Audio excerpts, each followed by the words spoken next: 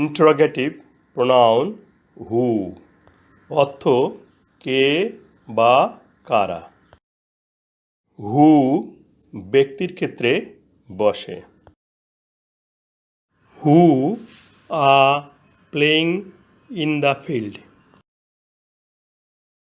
কারা মাঠে খেলিতেছে। এই বাক্যের সাবজেক্ট হু, অর্থ কারা, প্লুরাল নাম্বার। এখানে হু প্লুরাল নাম্বার, এই জন্য উয়ার পরে প্লুরাল ভার্ব আ বসেছে। ব্যক্তিবাচক সাবজেক্ট জানার জন্য ইন্টারোগেটিভ প্রোনাউন হু দিয়ে প্রশ্ন করা হয়।